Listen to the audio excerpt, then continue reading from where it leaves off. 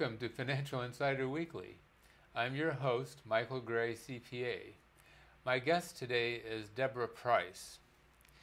Deborah is a money coach and the founder and CEO of the Money Coaching Institute, which provides money coaching, consulting, and coach training to individuals, couples, and businesses. She's an international speaker, consultant, and trainer, and she has trained hundreds of coaches and other professionals around the world. She was a former financial advisor for over 20 years. Started when you were 13. Anyway, with firms like Merrill Lynch, MassMutual, AIG, and London Pacific Advisors. Deborah left the financial industry in 2000 to pioneer the field of money coaching.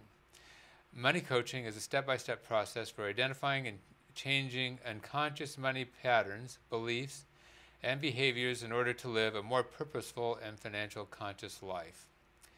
She is the author of Money Magic, Unleashing Your Potential for Wealth and Prosperity, that's all one long title, Start Investing Online Today, and The Heart of Money, which is this book right here that she brought. And that is also called A Couple's Guide for Creating Financial Intimacy. Today, Deborah and I are going to be talking about money issues for couples. Deborah, thank you for joining me as my guest. Thank you, Michael. Okay, it's a pleasure. So, Deborah, why is money so often a source of conflict in our marriages? Well, I think there are a number of reasons, but some of the main reasons why money is such an issue is that, first of all, every couple comes to a marriage with their own baggage, so to speak. Mm-hmm. And unfortunately, just due to the nature of how our money patterns and behaviors are formed in early childhood and then become sort of stored in the subconscious memory, most couples are not even aware of their own money dynamics, let alone when they get together and it's sort of like pouring gasoline on a fire, because those unconscious patterns usually get triggered, and next thing you know, there are challenges. And then, of course, the other reason why it's such a complex issue is couples are very challenged to talk about money in a healthy way, and that, of course, adds to the situation. Mm-hmm, mm-hmm. Okay. How do we acquire our attitudes, ideas, and patterns around money? And how can we identify our unhealthy patterns that we have had for so long that we're unaware that they even exist? Yeah. Well, those are great questions. So, first of all, I'd like to just give you kind of a little background because it might make it easier. If you can kind of understand that we all sort of come into this life with what I like to call the operating system. That not unlike your computer, we all sort of come preloaded with our own software package.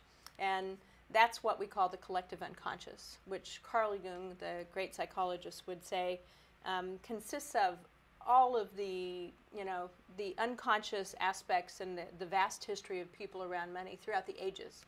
So imagine that that's sort of stored on the hard drive, and it's in our own individual little brain. And then as we start to grow in childhood, because money's not spoken about and it's often taboo, our parents are themselves triggered, or maybe they have their own behaviors that are either contradictory or confusing to a child. And so we start to then download new programs, and those new programs are often filled with tremendous amounts of either emotion, because whenever we talk about money, especially in families, there tends to be it's a heated conversation or a sensitive conversation. And so children are learning about money often at a sort of subliminal level, based upon how the parents are being with the child, within the family, and the mother, father together. And most parents are not on the same page. For example, were your parents exactly on the same page when you were growing up where money was concerned? Probably not. Right, and that's usually the case. We tend to marry our opposites in all respects, and it's really no different with money. Mm-hmm. So then, here the child is learning about this, but it's in the absence of any formal, real conversation and or education. So the child's sort of left to try to figure it out on their own, and it's always emotionally sensitive. Very few people, I've worked with literally at this point thousands of people in 13 countries, and I can tell you that it's the same everywhere. And so by the time we reach adulthood, these patterns and beliefs and behaviors are pretty deeply entrenched, and they tend to be multi-generational. So unless somebody at some point goes, wait a minute, something's not right here, and I want to understand this, and I want to figure this out, and they actually go through a process to sort of distill out what this is really about, most people are left more or less in the dark. And then the problems themselves, you know, as they show up in your relationship, they're really symptoms more than they are the actual problem. Okay. What can we do to change our negative patterns regarding money that keeps us from having what we want? Yeah. So the first thing is awareness. You know, whenever I work with a couple, they always come in with their complaints of, you know, my wife does this, my husband does that. Usually one person is more controlling or more fearful around money, and the other may be more of a spender, or doesn't want to have anything to do with money is very common. And so what we try to do is develop sort of a baseline understanding of each other's money patterns and behaviors based upon our history. And as the history of each other's lives starts to unfold in a story, there's often a lot of lights that go on because we start to have compassion for our partner's story and whatever their plight was and how they came to be the way they are. And suddenly we go, oh, suddenly it makes sense. And we realize that our partner's not being the way they're being to agitate us. They're doing it unconsciously. And that there's a reason for it. And the reason starts to make sense. And then you start to peel back the layers and understand how these patterns were passed down. And then the archetypes, which are a major part of our system, become, you know, what voice or what part of you is showing up in your marriage right now that's causing you the challenge, and or what parts of you are actually doing a really good job. And you learn to communicate about these aspects in a way that's really friendly and much more compassionate and loving. And we teach people how to talk to one another in a way that's going to get you the results that you want. Yeah. So, I mean, a lot of people have, I think, a real basic issue of they don't talk that much anyway. Exactly. I married this tall, dark, and handsome guy, right? And he's, you know, and he's quiet and elusive, and so that seems very attractive until you get married, and then it drives you crazy.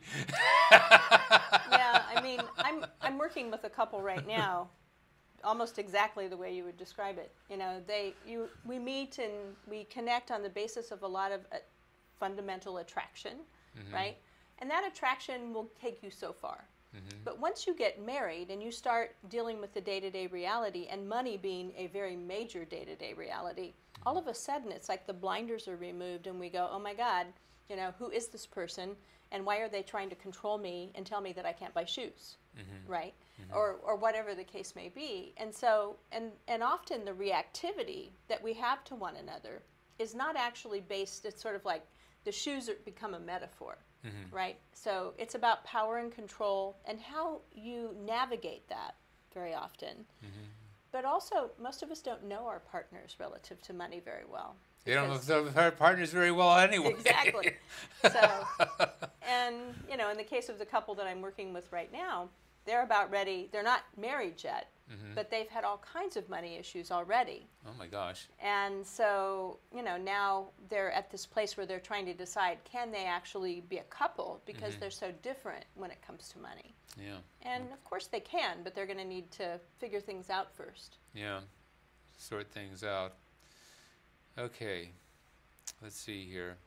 Since money is a core survival issue, it activates our fight and flight response. How can we stop it from being a trigger point for arguments in our marriage? Yeah. So I'd like to kind of give you a way of seeing this that might make sense, is that if you can all understand that, first of all, we have three brains. And the first brain that we all came in with is that instinctive brain, the old reptilian brain. And that brain is the part of us that tends to get very reactive. But if we can understand that, for the most part, that's a survival instinct. And if it weren't for that part of ourselves, we never would have made it this far. The problem with that part of our brain is that it's wired to react, and it's also wired for desire. But it's our more base sort of aspects. Where money is concerned, if you can think of it sort of as like a commodity. So the brain sort of sees money as a commodity, not unlike food. And so we want it and we need it, but because there's a connection between that part of the brain and also the emotional brain, the midbrain, what happens is you access one of those old files in the subconscious memory that basically says money's dangerous, don't talk about it, it's scary, and then that actually sends a reaction, neurotransmitters get activated, and next thing you know, at a physiological level, we're having an emotion or an experience which is either anger or fear or some kind of stress response. And all of that is happening so fast that what we've done is we've bypassed the best part of our brain, which is the thinking brain, which is the equivalent of our own little personal banker part of the brain, which is the prefrontal cortex.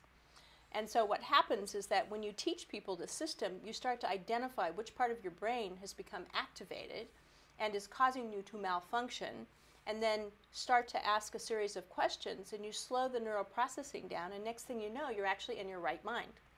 But most people, where money is concerned, are not in their right mind. They're actually in either the instinctive or the emotional brain, and that's not serving them. I see. Okay. Sounds easy. Yeah, I understand. That's why people have to hire people like you, but also, we're talking about, in many cases, psychological issues, and we have to remember that, half of marriages don't work out.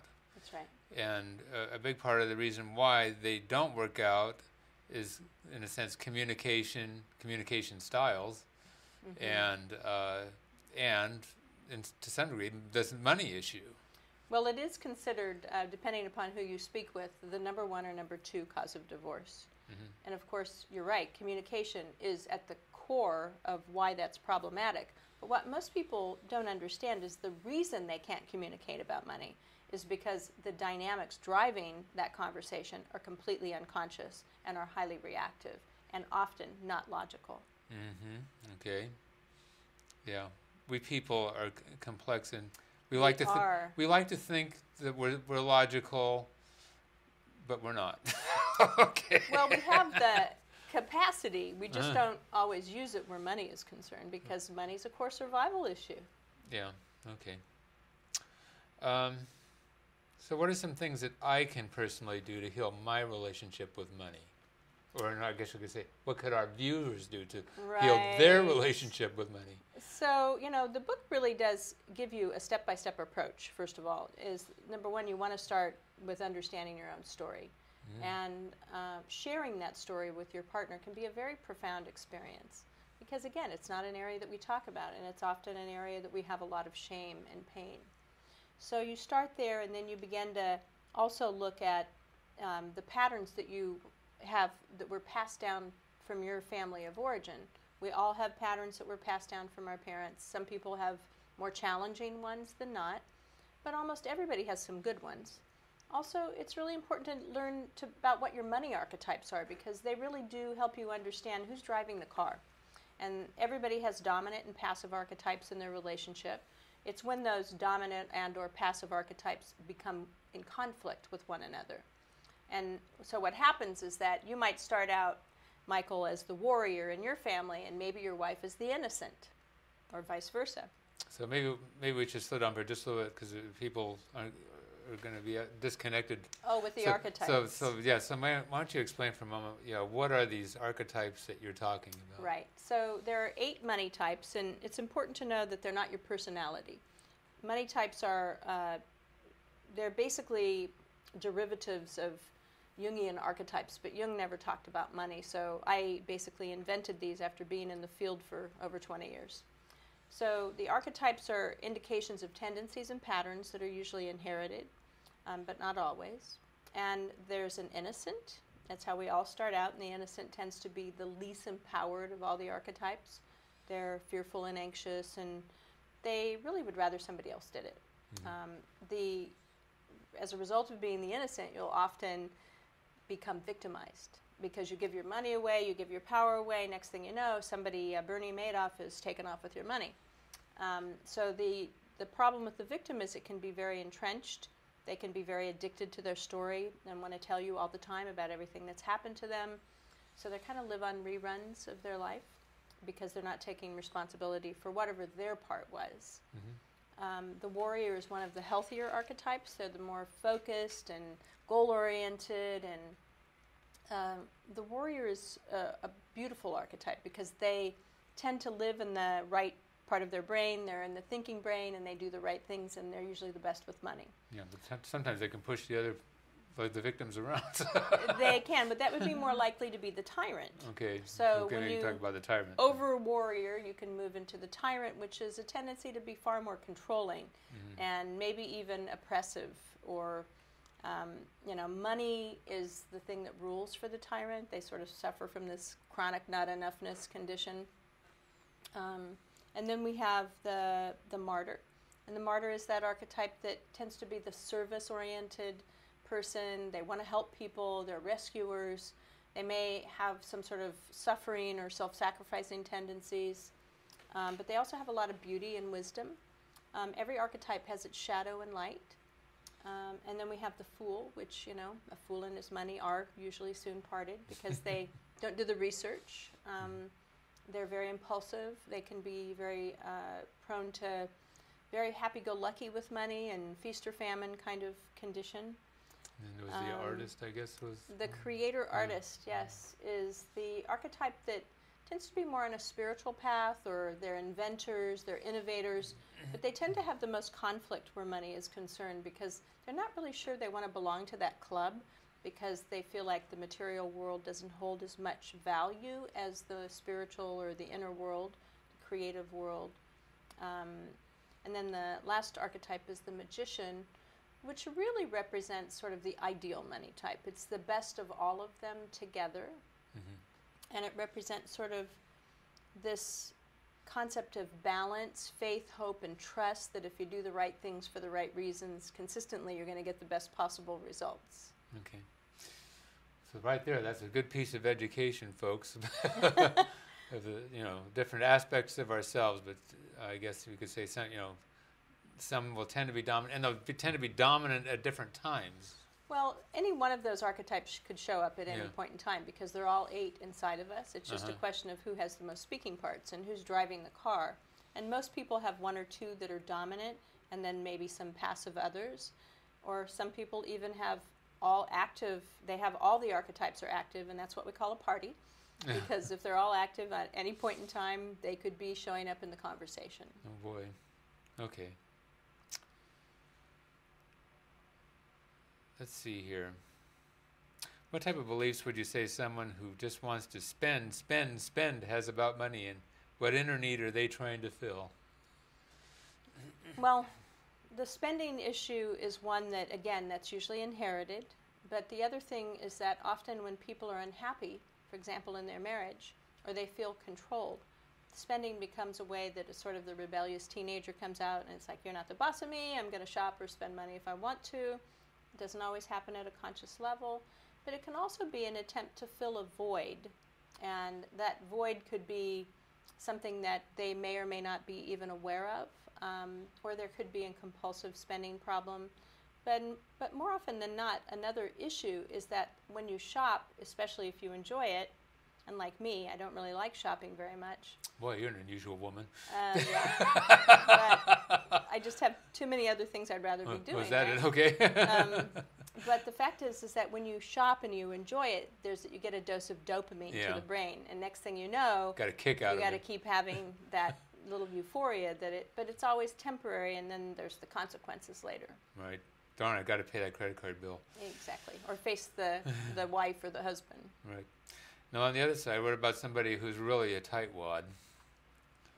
So that's almost always comes from some fear, because of the person may have a tyrant archetype, and always with the tyrant archetype, there's a tendency to think that the person is just selfish or whatever.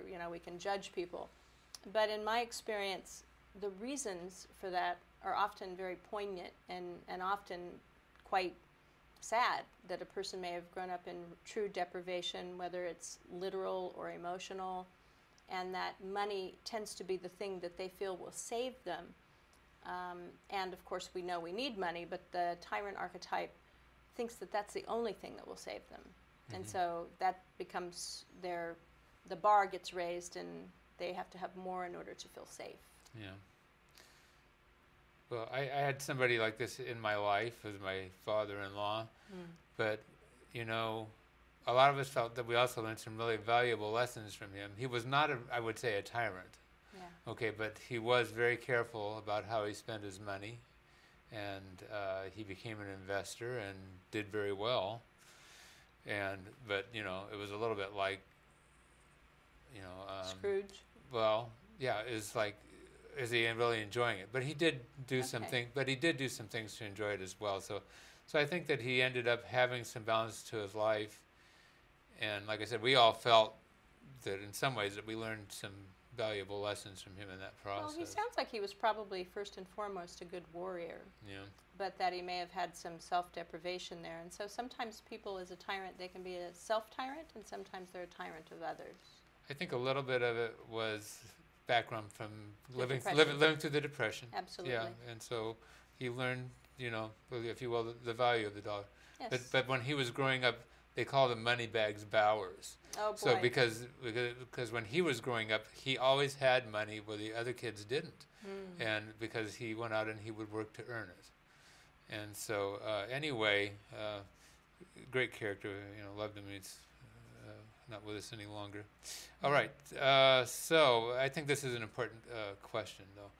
A lot of people feel at the core level that they're undeserving of money, and somehow having money is something that they're not worthy of. So what advice do you have for those who face this pattern that keeps them always in that struggle position? This is a pattern that's more common than people realize, and even some of the most successful people that I've ever worked with can suffer from feelings of, am I worthy of everything I have? And why me in the face of, it's almost like survivor's guilt, right? Mm-hmm. Where, how is it that I am doing so well when so many people suffer? And or just the sense of, am I worthy in general or deserving, can come from, you know, as children, we're often kind of made to feel that we're supposed to always do something in order to get something. Mm-hmm. And there's sort of this corresponding reward system that we teach children, which is unfortunately very challenging because we often grow up with the false belief that we have to perform in order to get anything, and that we're rewarded. Whereas the fact of the matter is, at a certain point in time, we shouldn't have to feel like, I mean, if you've done the work and you've earned the money, then you deserve it, and there shouldn't have to be any rationalization beyond that. But the old tapes and those old patterns still play in the background, and they can undermine us, and they can also cause people to unconsciously self-sabotage.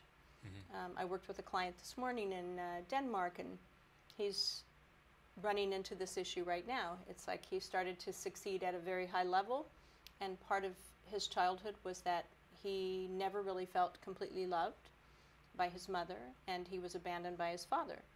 And so he felt, as he had gotten more and more successful, that he was doing okay, and then suddenly he hit this little pocket where he started feeling like he didn't really deserve the success he had. And it's not rational, but it's based upon those old tapes. Fortunately, he's a very resilient person, so he was able to pull himself out of it. But I've seen people sabotage themselves. Yeah. So the way that this happens for a lot of people, it's like they have an internal thermostat. Okay. And frankly, what an awful lot of it is that they feel like I can't earn more or have a better lifestyle than my mother and father had. Well, it may be that.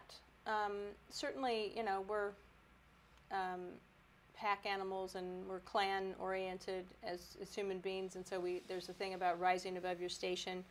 But beyond that, it can just be old messages that you were given, that you internalized, that you believed were true, but weren't. such as you're not a good boy because you did this wrong. And it's amazing how long those tapes can stick. And we see it all the time. Okay.